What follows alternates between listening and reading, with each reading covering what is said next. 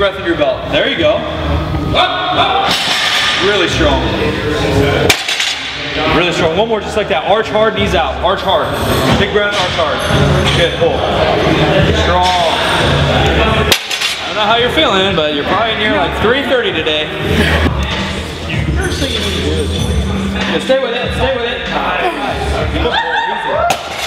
Nice. Well, the deadlift looks pretty simple. Just bend down, put the thing up right. It is sort of like that. It's not all that much more complicated than that. The first thing that we need to do whenever we're doing any heavy lifting at all is you always want to try to organize your body. And it's real simple. You want to go through like a checklist every time you go to lift, whether you're bench pressing, squatting, deadlifting, doing overhead press. It doesn't really matter what the exercise is. It can be anything. It could be just a standard one-arm dumbbell row. You can hurt yourself on anything, so that's always important to understand. You can screw yourself up with any lift. So the first thing we want to do is we want to line up on the bar. Where you line up on the bar is going to be heavily dictated on your mobility. You should already have a decent idea of your mobility from your past lifting history. If you haven't really done a lot of deadlifting, then maybe you're not 100% sure. But the short of it is, bigger guys usually need to be further away from the bar. Smaller guys can be closer to the bar.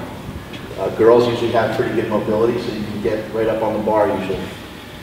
With someone like Mike, he's just going to kind of have the barbell is basically kind of cutting his feet in half. If he's to look down, it's kind of at about the midway point, or he's slightly a little bit closer to the barbell. You notice his feet are fairly close together. Larger athletes, guys that are bigger, guys that, again, struggle with mobility, they probably want to have their feet a little bit wider. Notice the toes are pointed out slightly as well. So what we're going to do from the top is I like to teach people to bend straight from the hips, hinge from the hips. You're bending directly from the hips. You're not really lowering, you're not really squatting down much at all. But you can see he's got a soft knee, his knees are bent a little bit, right? What we're going to do from here, now that he's bent down, his back is fairly rounded right now. And what we're going to do, the reason why I like that position is it's something that you can actually feel. You can feel it, you can be like, okay, this would be a crappy position to lift from. What you're going to do from here is you're going to kind of wind yourself up, you're going to get your back tight, you're going to try to get your back straight, and you want to try to pull your shoulders up high and sink your hips down to get in position. And you're going to pull right from there. And you can kind of think of it as you're pushing away from into the floor, and then you're pulling the bar into you as you're coming upward. If you can kind of demo from the side, put the bar around a little bit, you're going to kind of see he kind of locks his lats in. Lats are right here, these guys. He's going to kind of lock his lats. It's going to retract his shoulder blades a little bit. When he retracts his shoulder blades a little bit, you'll notice his chest comes up. One thing we're trying to avoid is we're trying to get our chest up, okay? But in order to get our chest up, our head doesn't have to be way up. Our head can be neutral. It's actually preferred to have your head neutral. You want a neutral spine. A braced neutral spine is going to be the strongest position for you. So you don't want to be overextended, which is overarched, and you don't want to be in flexion, which is rounded. Either position is bad. You would think that if you were arched, that it would be a good position, because you're trying to keep everything up, right? You're trying to keep your body upright. You're trying to keep your chest up.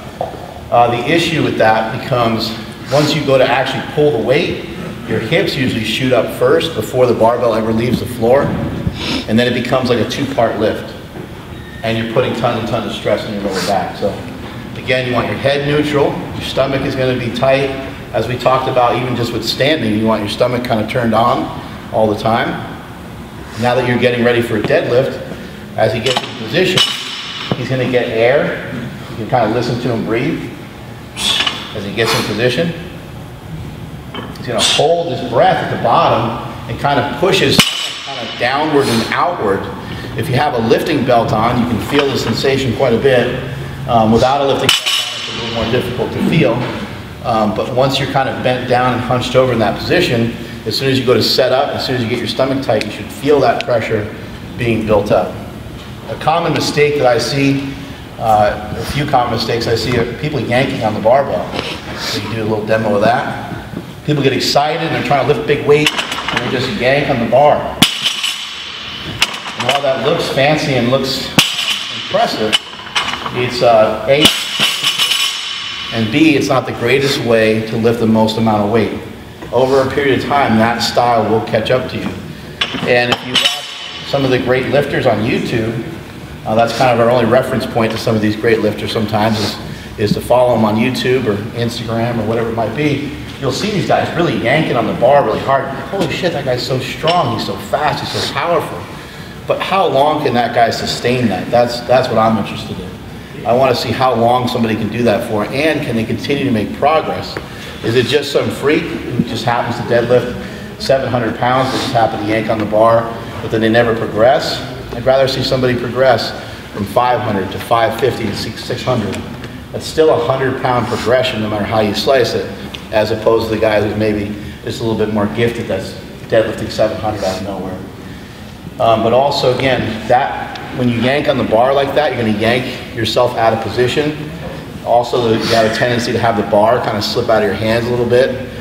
So you want to pull the weight, you want to be methodical with it, you want to make sure that you're in good position. You want to be patient at the bottom of the lift. So you demonstrate again as he gets in position. Watch how he kind of pushes into his hamstrings before he drops his hips. When he dropped his hips, he could have went earlier. He could have decided to pull a little earlier, but he's waiting. He's waiting until he's just in the right position. He's waiting until he sits back into his hamstrings, and he's waiting until his chest comes up. You might not always be able to feel that sensation. It's going to take you time to learn that, but we're going to go over that with you guys today. Go ahead. Right there. Now I want you to pull that bar into you and bend your knees. Bend your knees. There you go. Weight back. Tight. Now pull. Keeping that bar in your body. Good. Much better. One more. Tight.